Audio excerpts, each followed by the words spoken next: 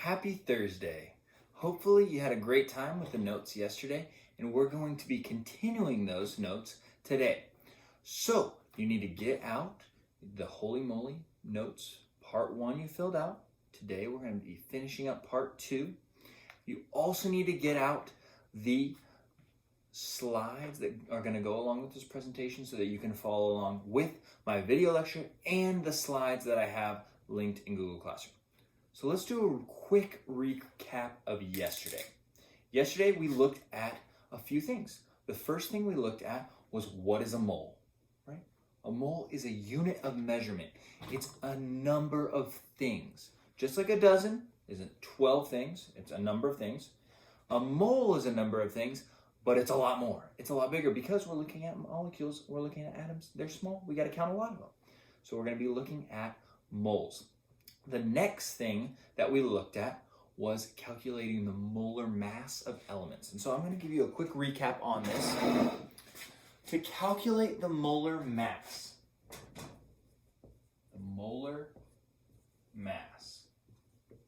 of an element, let's say fluorine, right? Fluorine.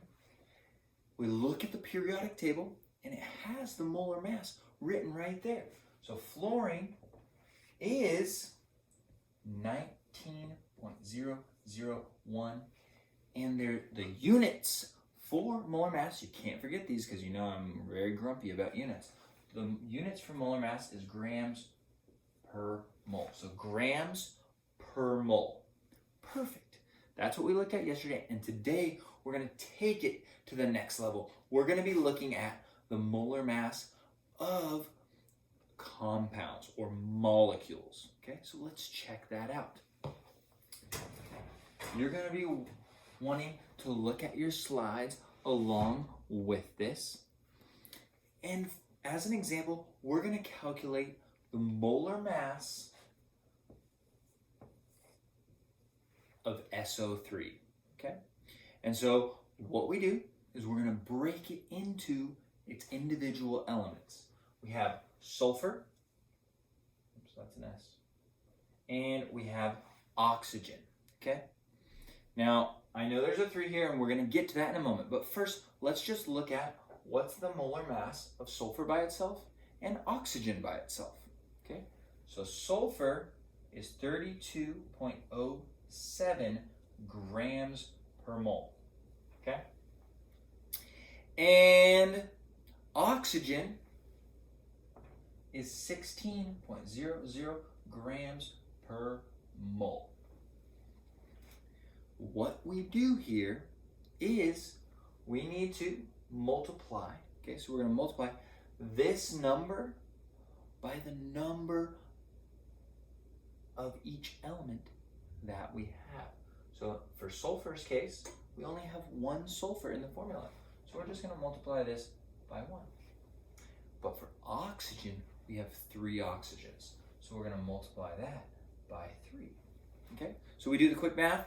We end up with 32.07 grams per mole for sulfur. And for oxygen, we get 48.00 grams per mole. And you might be wondering, Mr. Talley, why are you including these point zero zeros? They don't really matter.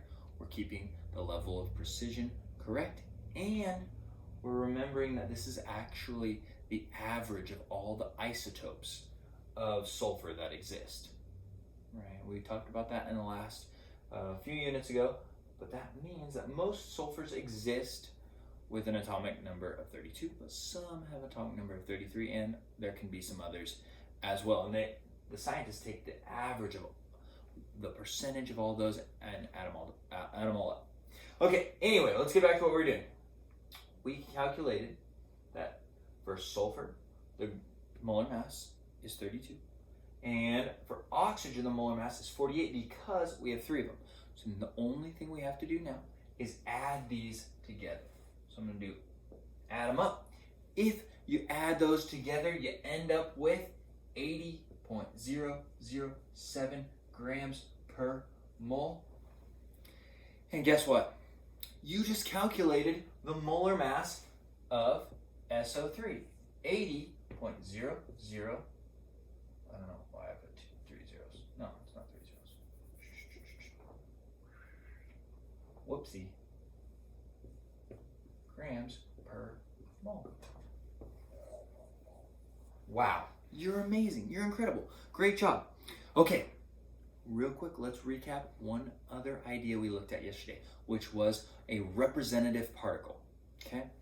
And so I'm going to ask you, what type of particle is SO3? Is it an atom, a molecule, or a formula unit for an ionic compound? Which of those three options is it? Yeah, it's a molecule because there's more than one element in this molecule. It's a molecule. Great job, you did it. Okay, we're gonna do one more practice. So let's erase this. You're following along in your slides and in your notes. We're gonna look at one other example. We're gonna calculate the molar mass of one different chemical. Okay, I'm not gonna tell you what it is because you gotta tell me what the representative particle is in a little bit. But it is going to be strontium nitrate, SrNO3 2. And I'm gonna ask you, what is the molar mass of SrNO3 2, strontium nitrate? Okay, let's break it down. We're going to look at the molar mass of strontium, the molar mass of nitrogen, and the molar mass of oxygen. Okay?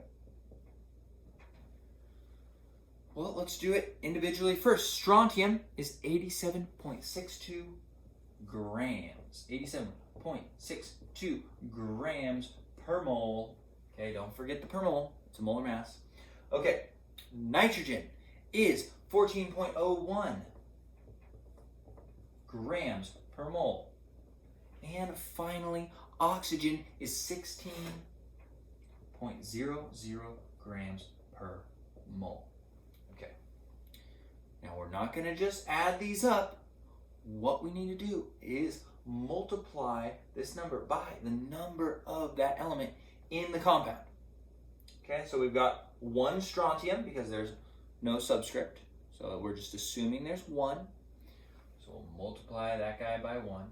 We're going to multiply nitrogen by, well, there's 1 there, but there's 2 nitrates because this 2 distributes to both nitrogen and oxygen. So there's going to be 2 nitrogens. And we're going to multiply oxygen by, what is it? 2 times 3 oxygens. That gives us 6 oxygens. Okay, so let's do the math. Times 1 equals 87.62 times 2 is 28.02, and finally 16 times 6 is 96.00. Don't forget the units, grams per mole on all those guys. Grams per mole, grams per mole. Okay, and we just add up those 3, and we end up with a grand total of 21164 grams per mole. And guess what? You did it. You calculated the molar mass of strontium nitrate. You're amazing. All right, and I told you I was going to ask you this. One more question. What is the representative particle for strontium nitrate? What is strontium nitrate? Is it an element? No, it's not. Yeah, you're right, it's not. Is it a molecule? No. Nope, not a molecule. It's a formula unit because it's ionic. We have a metal and a non-metal polyatomic ion. It's an ionic compound, so it's a formula unit that we're looking at here. So that's what you're going to write for what's the representative particle. Okay. Now you just have one thing left, your summary questions. You're going to tell me what's the molar mass of silver, sodium chloride, carbon dioxide, and water, and you're going to tell me what is the representative particle. Once you do that, drop it into Google Classroom, either a picture or the digital copy, whatever you were working on, and click submit, and then I will give you your points. You're awesome. I'll see you tomorrow. Have a great day.